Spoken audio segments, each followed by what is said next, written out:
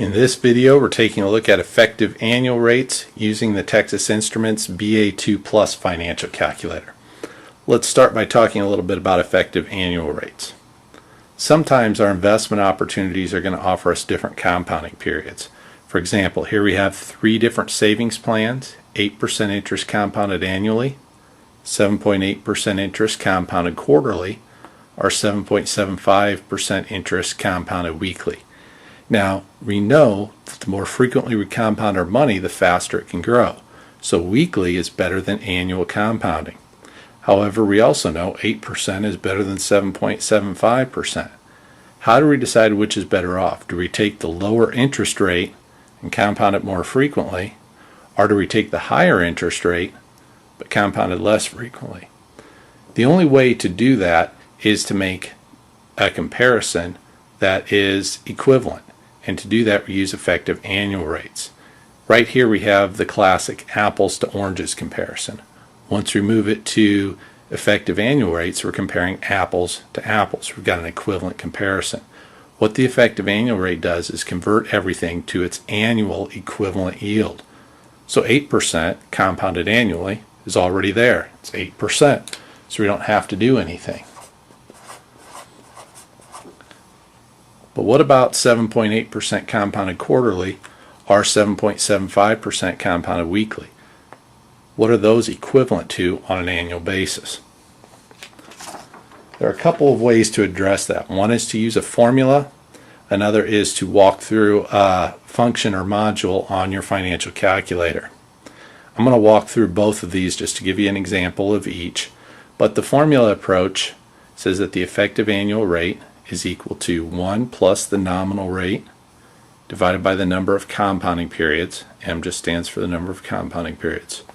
Raised to the number of compounding periods, subtract off 1.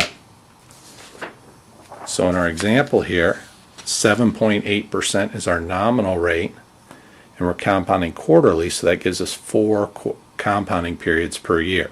So M is 4, and the nominal is 7.8%. But when we're doing the formula, the nominal rate has to be expressed as a decimal. Don't plug it in as 7.8. It's got to be 0.078.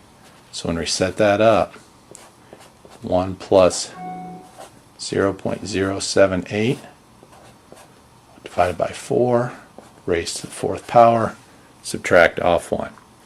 Now I mentioned one common mistake that people make is they'll use the percent instead of a decimal, 7.8 instead of 0.078. Another thing to be careful about is order of operations. For some of you guys, this will come naturally. Some of you, it may have been a while since you've had a math class. So remember, order of operations, say what's within parentheses first, and division comes before addition. So 0.078 divided by 4 plus 1. Raised to the 4th power, subtract off 1. And the last common mistake I see people make is rounding. A lot of times they'll want to round this off and say 0.078 divided by 4 is about 0.02. Well, that's actually 8%, not 7.8%. Any rounding error we make, we're going to magnify when we raise it to the exponent. So we want to be careful. Don't round things off. Carry out the full answer and get your final solution. Then you can round if you want to at the end. So let's go through that with our calculator. We've got our Texas Instruments BA2 Plus.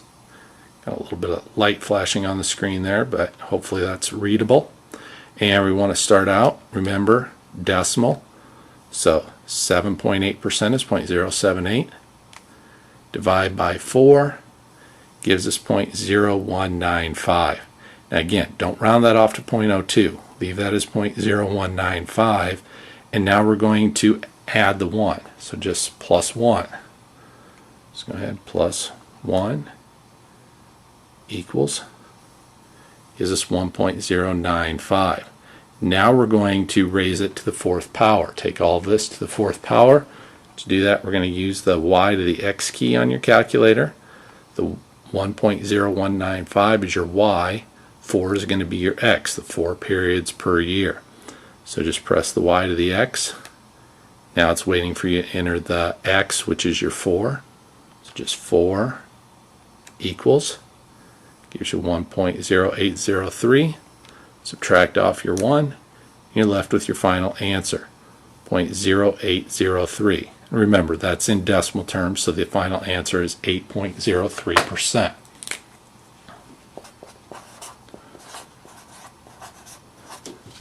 And normally we want to round that off to 2 decimal places in percentage terms, so not 8, not 8.0, but 8.03. Now you also may want to do this in your financial calculator. If you don't like formulas, you can use the financial calculator. The Texas Instruments, like the other financial calculators, has a module built in to solve for the effective annual rate. In order to activate that, you want to go to your interest conversion module. Now I've got this as yellow because it's a shift function, and your shift key on your Texas Instruments BA2 Plus is yellow. It's the second function, so just press second. And then the interest conversion down here, it's the shift of the to button. So now we've got into the interest conversion module, and you can see a little on-screen display. Right now it's asking you for the nominal rate. So now you want to put in whatever the nominal rate is. Here it's 7.8. Now we're going to plug that in as 7.8, not as a decimal, not 0.078. We do 0.078 with the formula. We're using the financial calculator. That nominal rate is 7.8. Now you can see enter, down, down. So we go back to our screen here, press enter, go down 1. You can see now the on-screen display has EFF. That's our final answer, but we don't want to solve for it yet because we've got to tell it how many compounding periods there are. So we press that down arrow twice to get to the C/Y screen. Now it's asking us for the number of compounding periods per year. That's our M. So we put that in. Quarterly is 4. So 4, enter, and then go back up to that effective screen. So you can see enter, up arrow. Now we're at our effective screen. Just like anything else with the Texas Instruments, once you're ready to get your final answer, you have to press that compute, CPT, and there we go, 8.03%, same as we got before using the formula. I don't care if you use the formula or if you use your financial calculator. If you want to use both, you can do that as kind of a verification or a double check. Should come out the same answer either way. So we have 8.03% is our effective rate for 7.8% interest compounded quarterly. For practice, I'd like you guys to go ahead and solve for the 7.75% interest compounded weekly. When you do that, it should come up with 8.05%. And which alternative would you prefer?